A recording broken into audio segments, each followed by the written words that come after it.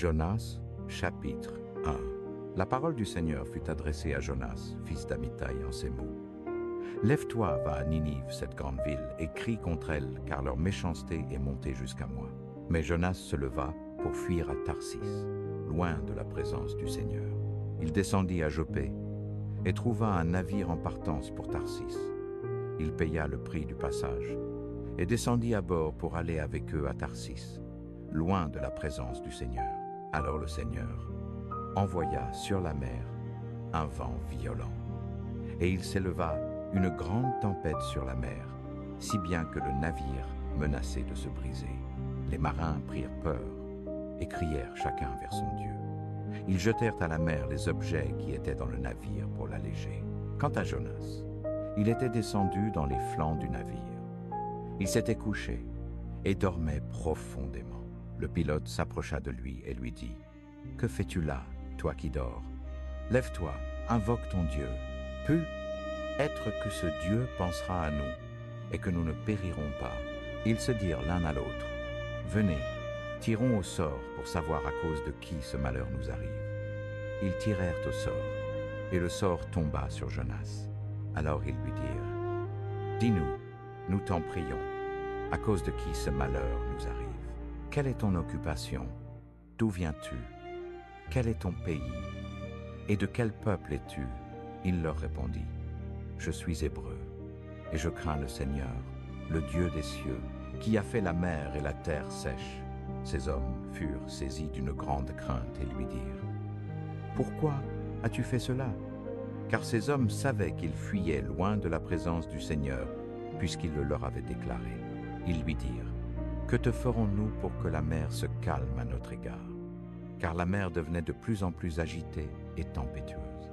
Il leur répondit : « Prenez-moi et jetez-moi dans la mer, et la mer se calmera pour vous, car je sais que c'est à cause de moi que cette grande tempête est sur vous. » Néanmoins, les hommes ramèrent vigoureusement pour regagner la terre, mais ils n'y parvinrent pas, car la mer continuait à s'agiter de plus en plus contre eux. Alors ils crièrent vers le Seigneur et dirent : « Nous t'en supplions, Seigneur, nous t'en supplions. Ne nous fais pas périr à cause de la vie de cet homme, et ne nous charge pas du sang innocent. Car toi, Seigneur, tu as fait ce qui t'a plu. » Ils prirent donc Jonas et le jetèrent dans la mer. Et la mer cessa de faire rage. Alors ces hommes furent saisis d'une grande crainte du Seigneur. Ils offrirent un sacrifice au Seigneur et firent des vœux. Or le Seigneur avait préparé un grand poisson pour engloutir Jonas. Et Jonas fut dans le ventre du poisson 3 jours et 3 nuits. Cette version respecte exactement le contenu, la longueur et les détails du texte anglais fourni, y compris les répétitions et l'ordre des événements, tout en étant rédigé en français naturel, précis et adapté à une lecture orale fluide. Jonas, chapitre 2. Alors Jonas pria le Seigneur son Dieu du ventre du poisson et dit : « J'ai crié à cause de mon affliction vers le Seigneur, et il m'a exaucé. Du ventre du séjour des morts j'ai crié, et tu as entendu ma voix. Car tu m'as jeté dans l'abîme, au milieu des mers, et le flot m'a environné. Tous tes flots et tes vagues ont passé sur moi. Alors j'ai dit : je suis chassé de devant tes yeux. Cependant, je regarderai encore vers ton saint temple. Les eaux m'ont environné jusqu'à l'âme. L'abîme m'a cerné de toutes parts. Les herbes marines se sont enroulées autour de ma tête. Je suis descendu jusqu'aux racines des montagnes. La terre, avec ses barres, s'est refermée sur moi pour toujours. Pourtant, tu as fait remonter ma vie de la fosse, ô Seigneur mon Dieu. Quand mon âme se défaillait en moi, je me suis souvenu du Seigneur, et ma prière est venue jusqu'à toi, dans ton saint temple. Ceux qui s'attachent à de vaines idoles abandonnent leur propre miséricorde. Mais moi, je t'offrirai des sacrifices avec une voix de reconnaissance. J'accomplirai ce que j'ai voué. Le salut vient du Seigneur. Et le Seigneur parla au poisson, et il vomit Jonas sur la terre sèche. Jonas, chapitre 3.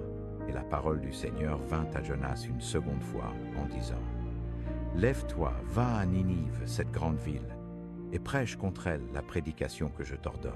Alors Jonas se leva et alla à Ninive, selon la parole du Seigneur. Or Ninive était une ville extrêmement grande, de 3 jours de marche. Et Jonas commença à entrer dans la ville pour une journée de marche.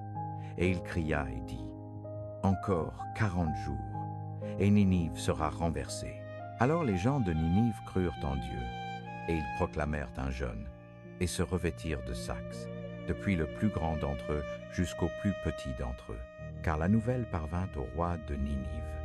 Il se leva de son trône, ôta son manteau de dessus lui, se couvrit d'un sac et s'assit sur la cendre. Et il fit proclamer et publier à travers Ninive, par le décret du roi et de ses grands, en disant que ni homme, ni bête, ni troupeau, ni bétail ne goûtent de rien, qu'ils ne se nourrissent point et qu'ils ne boivent point d'eau, mais que l'homme et la bête soient couverts de sacs, et qu'ils crient puissamment vers Dieu. Oui, qu'ils se détournent chacun de sa mauvaise voie et de la violence qui est dans leurs mains. Qui sait si Dieu ne se repentira pas et ne se détournera pas de son ardente colère, afin que nous ne périssions pas. Et Dieu vit leurs œuvres, qu'ils se détournaient de leur mauvaise voie. Et Dieu se repentit du mal qu'il avait dit qu'il leur ferait, et il ne le fit pas. Jonas, chapitre 4. Mais cela déplut extrêmement à Jonas, et il fut très irrité.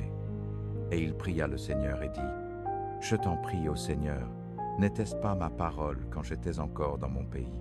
C'est pourquoi je m'étais enfui d'avance à Tarsis, car je savais que tu es un Dieu compatissant et miséricordieux, lent à la colère et riche en bonté, et qui te repent du mal.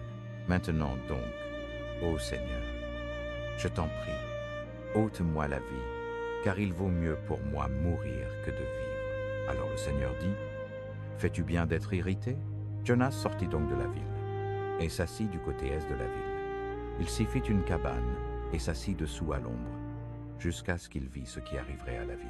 Et le Seigneur Dieu prépara un ricin, et le fit monter au-dessus de Jonas, pour qu'il fût une ombre sur sa tête, afin de le délivrer de son affliction. Et Jonas se réjouit extrêmement du ricin, mais Dieu prépara un ver, quand l'aube se leva le lendemain.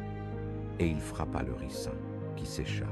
Et il arriva, quand le soleil se leva, que Dieu prépara un vent des violents, et le soleil frappa sur la tête de Jonas, de sorte qu'il s'évanouit et souhaita en lui-même de mourir, et dit, « Il vaut mieux pour moi mourir que de vivre. » Et Dieu dit à Jonas, « Fais-tu bien d'être irrité pour le ricin? » Et il dit, « Je fais bien d'être irrité, même jusqu'à la mort. » Alors le Seigneur dit, « Tu as pitié du ricin, pour lequel tu n'as pas travaillé, et que tu n'as pas fait croître, qui est né en une nuit et a péri en une nuit.